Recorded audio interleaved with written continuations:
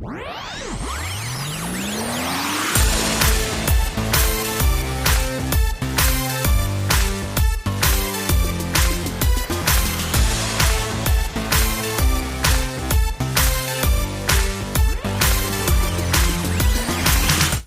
super well-meaning troupe of theater artists is taking on America's most politically incorrect event, the School Thanksgiving Day Pageant. And what could be so politically incorrect about the Thanksgiving Day Pageant? Let's find out, shall we? Hello and welcome to another episode of the Forever Fangirls podcast. I'm Sheila Amato, and you can find me and my wife on our website at foreverfangirls.com.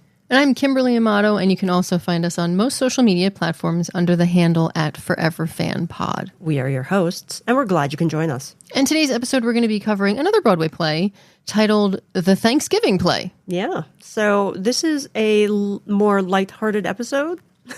Just a little? Just a little. As we cover the antics of the ensemble cast in this satirical play. Please be aware that we will be talking about major plot points and themes, so if you listen past the banter, you will be spoiled. So, our Lesbian Icons Weekend in the City continues. Absolutely. We had covered A League of Their Own, the Amazon television series. Do not get me started on season 2. No. So when D'Arcy Carden was announced that she was going to be doing her Broadway debut, it was a no-brainer to go see her. Yeah, you had to. Period. Yeah, there's no option there for us. And actually, due to popular demand, this play is actually being extended through June 11th. Really? Yeah. So this and Prima Facie were both extended. Yeah. So it's like, you know, if you have the opportunity, go see it. That's wonderful because both of them really do deliver amazing, thought-provoking stories. So to have it extended means more audiences are going to get to see it. That's great. Yeah. And so that said, without further ado, let's get on with discussing the Thanksgiving play, shall we? So here's the summary from the NewYorkTheaterGuide.com. Larissa Fasthorse's satire centers on the amateur theater troupe tasked with creating a Thanksgiving play to perform at an elementary school. Wanting to center the Native American perspective in the story of the holiday, the director hires a Native American actress. Only as they find out too late, she isn't actually Native American. Like the other three in the group, she's white. Absurdity ensues as the troupe tries to keep their production politically correct and culturally sensitive, and even with the best of intentions, there's a whole feast of issues to contend with. Oh my God, and are there issues? There's a lot of issues. And according to the New York Times, they actually said that this is a delicious roasting of everything right, wrong, and woke in America, quote, end quote. And it's a quote from the trailer. We didn't feel comfortable putting the entire 30-second trailer in our episode. So you might see us saying, according to the trailer, and this. Okay. So let's talk about the play. Okay. All right. So the play centers around 4 main characters. Logan, played by Katie Finneran, is the high school drama teacher. The entitled drama teacher, she's been canceled twice, according to the trailer. Yeah. Jackson, played by Scott Foley, is Logan's boyfriend, a very politically correct hippie. The politically correct ally to a fault, according to the trailer. Caden, who is played by Chris Sullivan, is an aspiring playwright and current history teacher assigned to Logan to help the play be historically accurate. The history buff, who really wants to get it right, according to the trailer. Sorry, you're just cracking me up. And Alicia, last but not least, played by D'Arcy Carden, is the professional actor who is the center of the elementary school play. The actress, she'll take on any role she can get, but probably shouldn't, according to the trailer. Okay, so the events of this play happen over the course of a day. A day? A day. Really? Yes, a day. Wow, I forgot about that. So much happens over the course of a day. Well, there's a lot that happens, yes. So we find out that in last year's production, Logan put on The Iceman Cometh, and it caused 300 parents to sign a petition to get her fired since that play isn't age appropriate. You think?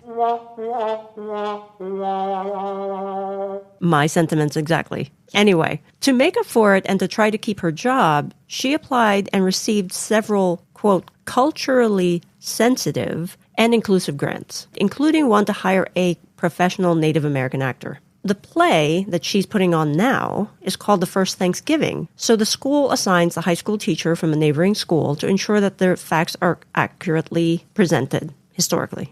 Now, the issue here is how to authentically show the first Thanksgiving while making it age appropriate for elementary school children. And to top it off, the Native American actor Logan hired is, white.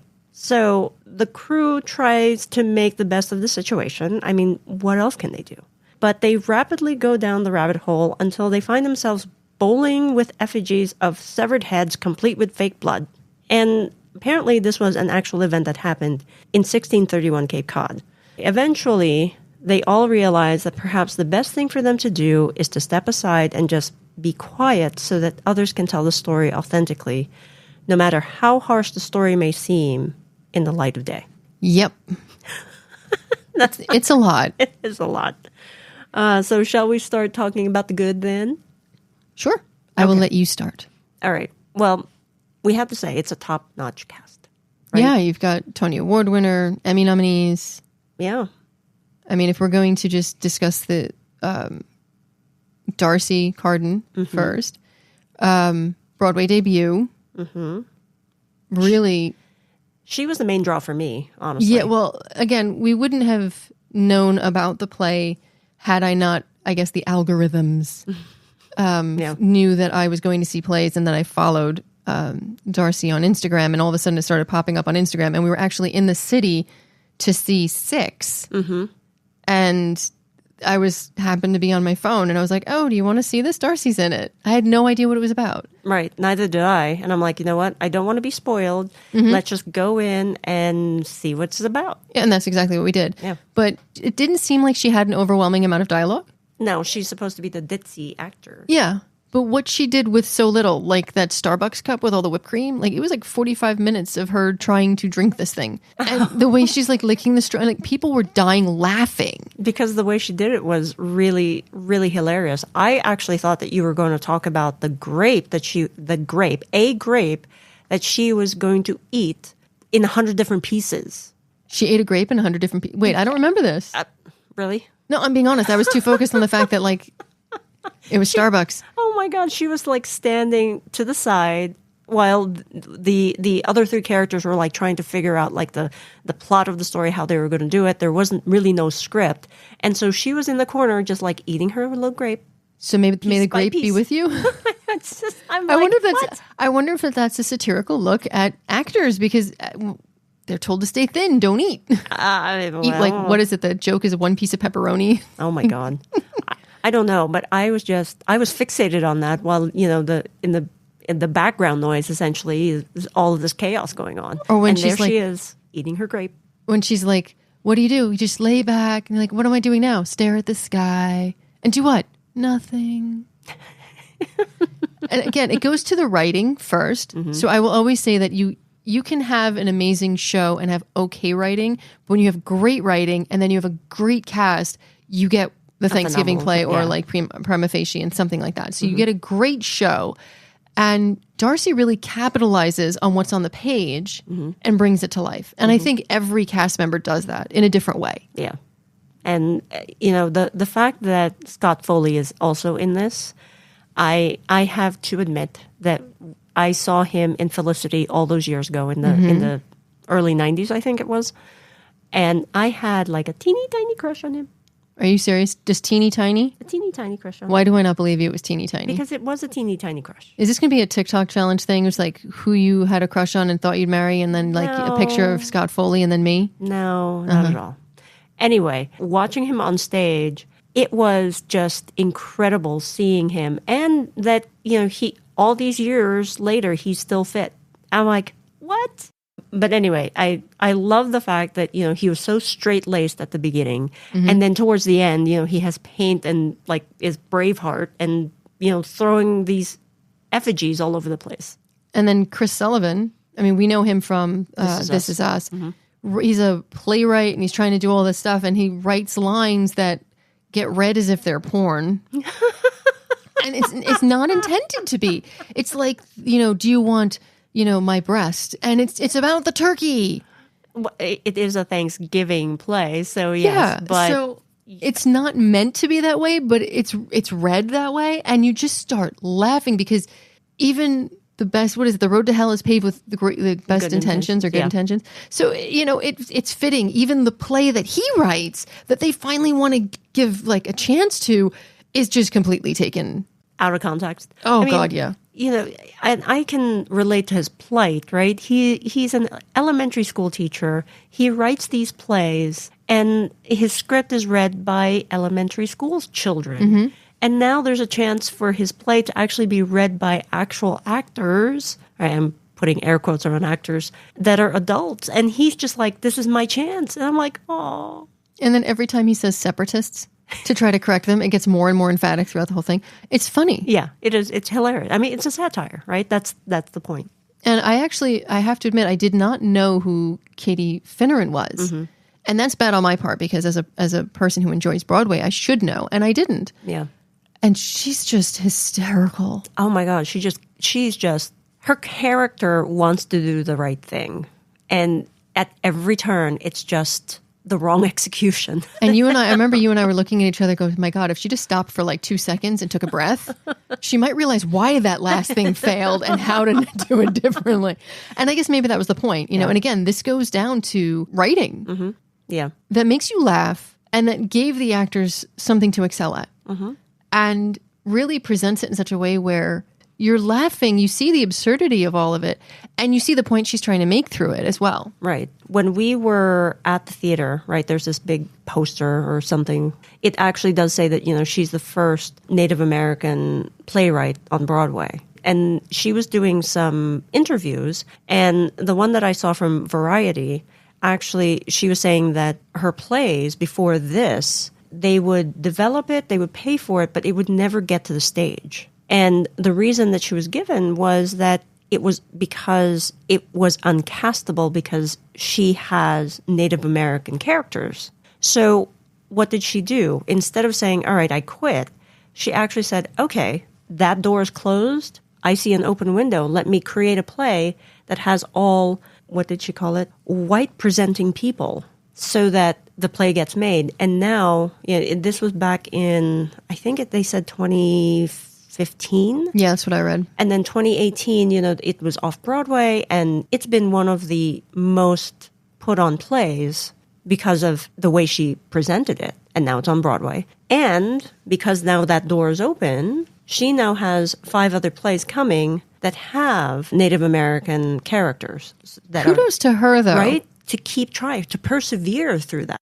But I just thought that was such a uplifting story about just persevering through roadblock after roadblock after roadblock. Yeah. So any other good that we should talk about? I know it's not technically about the play itself, but Wednesday matinees in this theater happen to be mask required. Yeah. For those who are immunocompromised can go to the theater without fear or concern because everybody in the audience will be wearing a mask. Yeah. I think that makes it, very accessible to a lot of people. So is it okay if we go into themes a little bit? Of course. Okay. For me, this being a satire, right, it's skewering a lot of different things, especially liberals who are being performative, right, because that's just not helpful. Just full stop. Now, that said, my key takeaway is that there has to be a balance. Right? You can't be so PC that it's overwhelming and nothing you say or do is ever good enough or correct enough, and then it hinders progress. On the other hand, you can't be willfully ignorant of the history behind the atrocities that happen, because then you're doomed to repeat the same mistake over and over again. There has to be a compromise between those two extremes so that there can be a way forward. That's my takeaway. You said it better than I ever could. Oh, why thank you.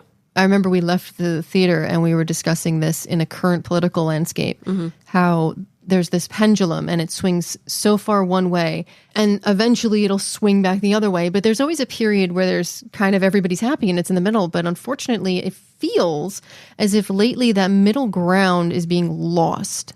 Because the pendulum swings are they're too far and too hard and too long. And I'm wondering if we need to start with education. And the reason I got there is because there are these interstitial things where a screen comes down and it shows you a reenactment of what teachers from other schools have actually uploaded and done.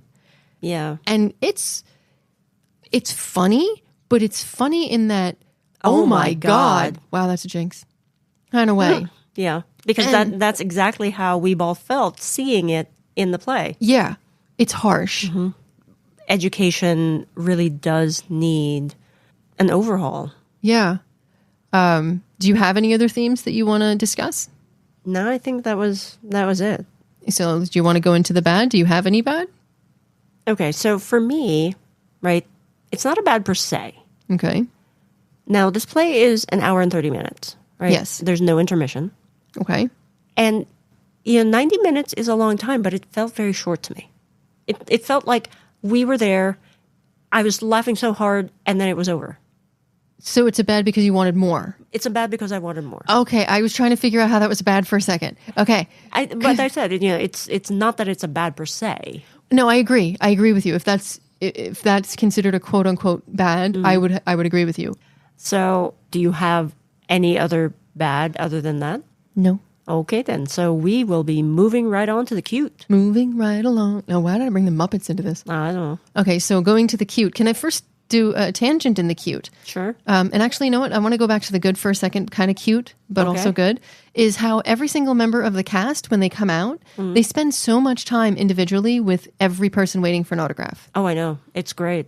That usually doesn't happen. No, it doesn't. And we mentioned like how Jodie Comer is with her time, and she doesn't sign an overwhelming amount, but she's very takes her time, is very gracious. Yep. They are as well. I mean, they spoke to every single individual. They signed multiple things. People spoke about the show and what they were thinking. And kudos to security as well, because security was stopping those people that get all like 10,000 signatures to sell, and it's like on headshots or whatever else. Oh, right, yeah. And they were like, no, they're only signing stuff for those who saw the show.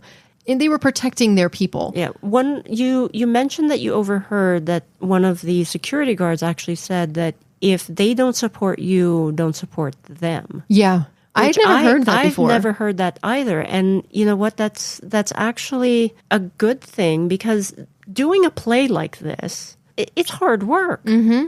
And, it's important to showcase, different themes like this. If you're not supporting them, then they're not able to work in this medium. So that's why we love to go to Broadway and pay what the fair prices are, because they should be paid fairly. We're also in a different situation where we can do that, but we also have to, and let's be candid, we have to plan these things out and save up money and take care of things. We don't just like, let's go do these 10,000 plays this week. But I also feel that's very important, because if we don't support the actors, you're not going to see the show, you're not supporting the playwrights, then new voices won't get heard. Right. Because then they'll turn around and go, well, this is a failure. If this isn't going to sell, then we aren't going to, endorse more of what the playwright does. And then it's a trickle-down theory, because they'll be like, no, we cast or we used that person, that playwright's this, and this is similar, and it's not going to sell. And so I'm glad that the security did say that. It was also another cute for me. During COVID lockdown, we had joined a group called EMBC. It was a lot of Winona Earp fans, known as Earpers. We all got together and we had daily calls. And it was usually at 11 a.m. Eastern Standard Time, or Eastern Daylight Time, depending what time of year it was. And we would have conversations and ask a question. And it was really a check-in of how you were doing, and seeing other faces on, video calls and whatnot. And we ran into somebody, specifically Katie. Hi, Katie. She had come down from Canada for the weekend or the week to visit New York City. And it was just great, randomly running into another EMBCer in the city. And it just instantly makes you feel like you've got your family around you. And the reason I bring that up is also because you saw all of these individuals there that had a League of Their Own t-shirts and pride shirts and all of this stuff. And it was just such a welcoming environment.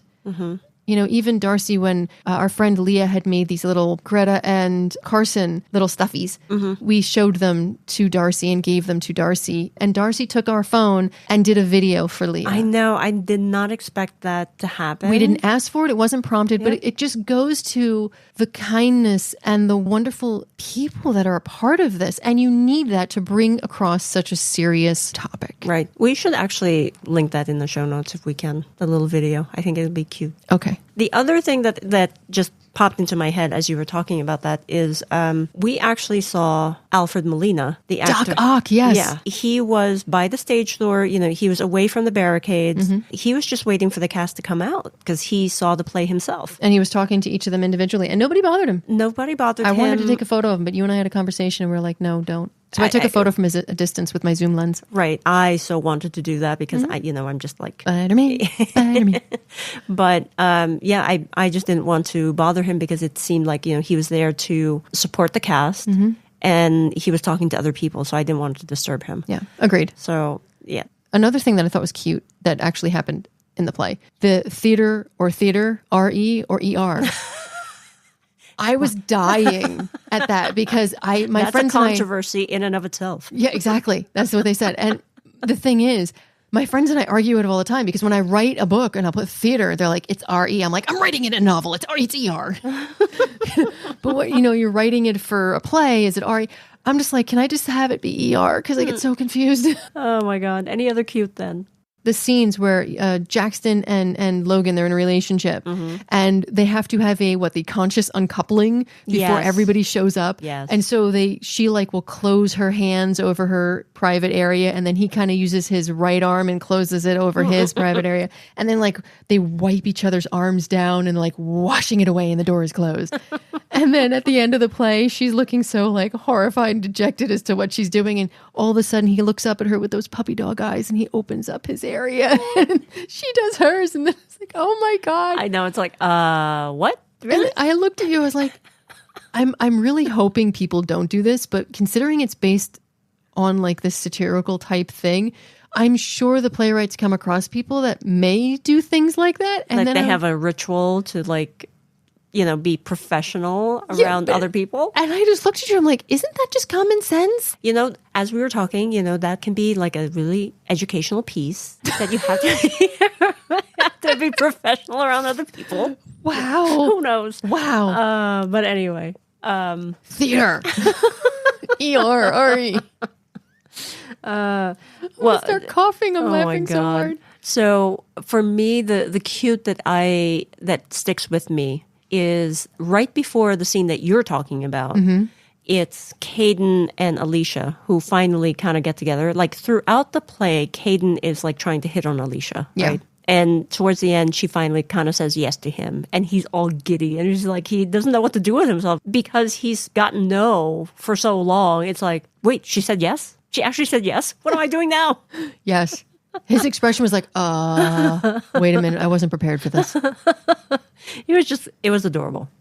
The way they set up the theater with the school as the background, it was so realistic to me. It actually reminded me of my old high school. Okay, so here's the cute then, going to that. When you were saying it was your high school and you're like, oh, I remember the plastic chairs with the metal legs and that was my high school. And I turned around, I'm like, wait, you had plastic and metal chairs? And the guy in front of me who's 90 turns around and goes, you had wooden ones too? And I was like, oh my God, I've entered the Twilight Zone. And he's like, yeah, it was an old wooden desk that gave you splinters in your bum. And I'm like, yes! I know, and I'm just looking at the two of you talking. I'm like, and then he's like, I'm in the Twilight Zone. He's like, did you have an old green blackboard? And then Sheila's like, oh no, we had this other, you had dry erase boards? We had dry erase boards. We had blackboards with chalk. I didn't have dry erase boards until college. I'm like, did I go to school? And this is New York, Long Island. Yeah. To be fair, my senior year of my high school was a new build. And so, it was a little bit more modern. But my high school that I could have gone in my local town, local high school, had all of that stuff for years. And I'm laughing hysterically going back and forth with this very old gentleman who's having a great time at this play going, yeah, I can't believe you experienced that too. And there's my wife going, yeah, no. Nope. I'm like, you never got a splinter in your butt? She's like, nope. No. Nope. No, not But see, us. that's where the play works, is because it brings nostalgia and humor and then delivers you like an educational thing. So I got schooled. Okay. God. Lockers. I didn't have a locker until high school. Oh my goodness. And then I broke my friend's locker by accident. Ay. Anyway, any other cute? No, I think we covered enough. Okay, cool. I guess that is going to do it for our discussion of the Thanksgiving play. Now it is time for the Forever Fangirls rating. Drum roll, please. We rate the Thanksgiving play 5 stars. Yay! We agree on this rating. The Thanksgiving play really brings attention to a lot, but it teaches it through laughter and humor. You know, we mentioned last episode for Prima Facie that tackling difficult subjects can sometimes lead to the audience feeling browbeaten or just that you're not handling these topics correctly. And we said Prima Facie really took this very serious topic and handled it with grace and really educated you without making you feel like you were being browbeaten. And the Thanksgiving play, in my opinion, does the same thing, except it does it through humor. You know, I was laughing so hard that my stomach hurt, but in the meantime, I was fully understanding the realities and how we as a society need to go forward and actually address them properly. Yeah. And for me, you know, this is a satire. So as all satires do, humor is used to draw attention to social issues, right? Like Kimberly, I was laughing so hard, my stomach hurt. And I think that the Thanksgiving play does this superbly by showcasing all of those social issues, right? We've said that in the past, the arts are important to show a different perspective. And here it showcases that maybe sometimes the best way to contribute is to help open the door and then step aside so that others can walk through. I completely agree, and that was beautifully said. Oh, thank you. I try. You succeed often. Anyway, that is going to be our show for today, folks. Thank you so much for joining us. As always, if you've seen the play or you wanted us to discuss something and let us know what you think, you can either comment on the posts that we put up on our socials or send us a direct message on any of them. And please don't forget to subscribe and like this episode. It helps us out a great deal and it ensures that you will not miss any future episodes. And until next time, stay safe, be kind, and remember, there are times that we need to act and other times to just stay still and do nothing. It's easier said than done, but practice makes perfect.